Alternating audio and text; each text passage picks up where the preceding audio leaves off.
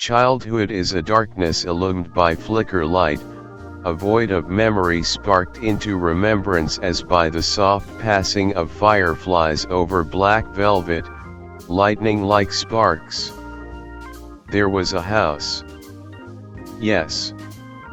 There was and mother and father and the dog named Justiciar, whose fur was the color of ash. There was the living room with the big window through which the morning sunlight flooded, and the kitchen where mother often wept, and father's study, where he sat and read and brooded, his swollen hands submerged in bowls of ice, and the passing of time was measured in the silent thaw of ice to water, and I brought the towel for father to dry his hands, and I brought the towel for mother to clean her face, and I saw blood and I saw blood. At night there was my room. In it.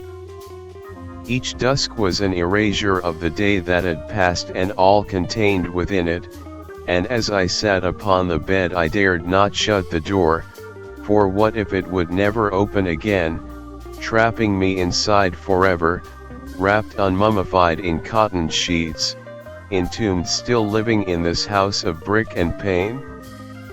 Out the door I would see the hallway wall, and ritually stare at it with my headphones on, music playing, daydreaming as, in time, the space between the hall and door frame flattened, and the boundary disappeared, leaving me alone in an uncertain nothingness, pregnant with dread, whose illusory peace was most often broken only by the light which seeped into the hall from below the door beside my own, the door to mother and father's bedroom.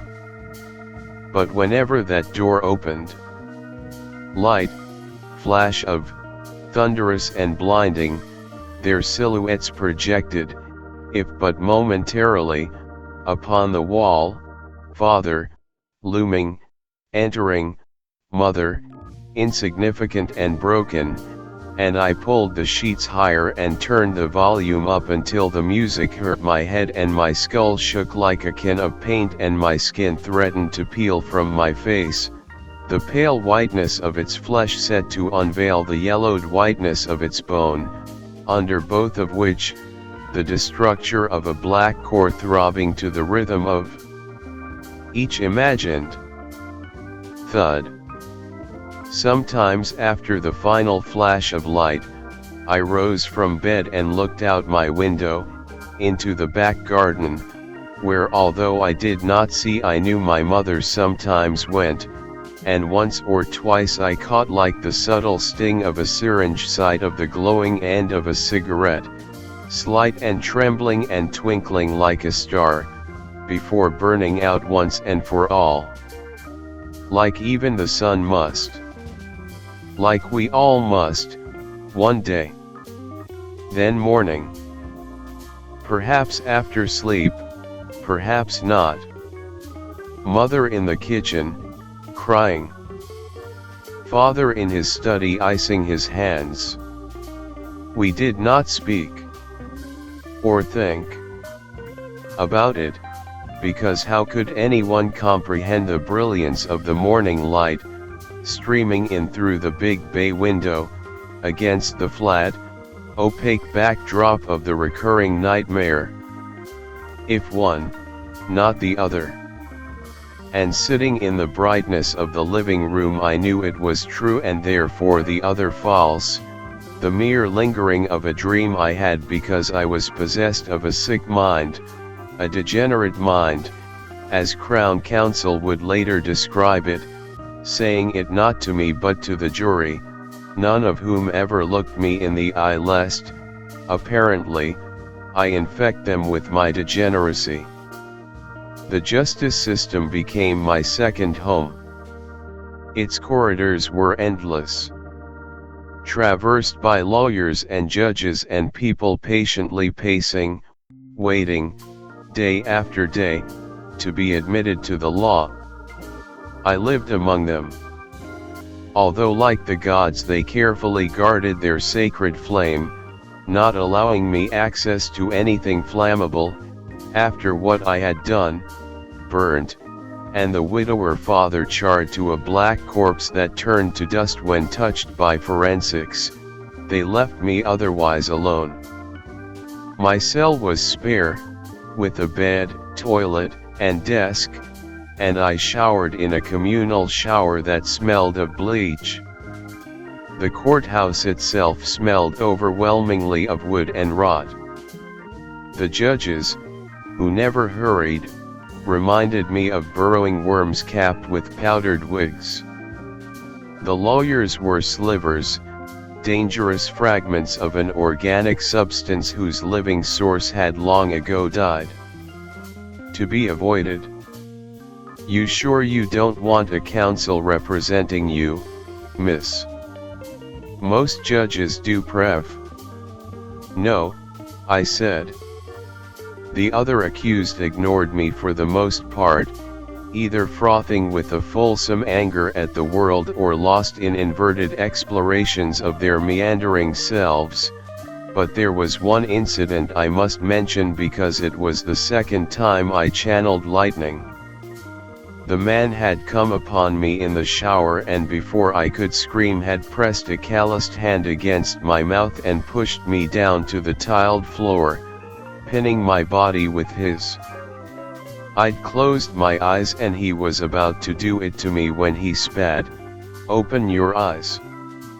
Open your eyes and look at me, bitch," and like before, like that day, like in my father's house, I felt the light creeping through my veins, and when I did as I'd been told, opening my eyes, became orbs of pure illumination whose rays like fire snakes did blind him. With melted eyes dripping through fingers pressed tight against his face, he receded, screeching as he went, and the only time I saw him after that he wore patches over his hollow sockets, and his face was brown and gnarled as tree bark. On the day my trial ended and the verdict was read, I remember thinking all the people in the courtroom had giant, inflated heads that could detach from their necks and become planets orbiting a central star called justice. Oh, how they worshipped their legalistic interpretation of this burning mass. Their tests and jurisprudence, their precedents, and first principles. Round and round their severed heads traveled, bloated and self-sure in their codified belief that they had taken the chaos of life and rendered it mechanical, yet universally unaware that by doing so it was their own natures they had undone. From the clay of humanity, automatons. Willingly, they had given up their supernatures, their divine connection to the light. Your Honor, spoke the head of the jury, we have reached a verdict. We find the girl, my apologies, Your Honor. We find the accused guilty of the murder of one Bartholomew Powell, her father. Mother's light extinguished by her own hand resting in eternal stillness. Of setting deliberate fire to his house. I submerged my face in the icy water, and felt for the first time the illumination course within me. Come to life, light.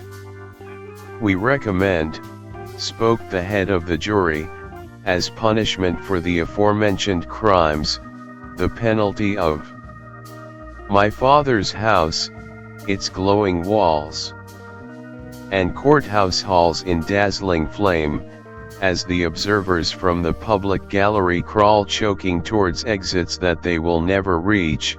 The Crown Counsel is a wailing torch, the jury members vomit burning innards unto each other as they drown in their own liquefactions, and the judge is a fat, blubbering candle in a puddle of once human lard. Death. I channel lightning.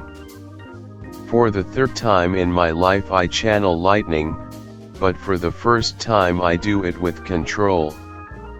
Childhood is a darkness illumined by flicker light, a void of memory sparked into remembrance as by the soft passing of fireflies over black velvet, lightning like sparks, which shall set fire to the suffocating material of the present and against which my future shall burn ever more brightly.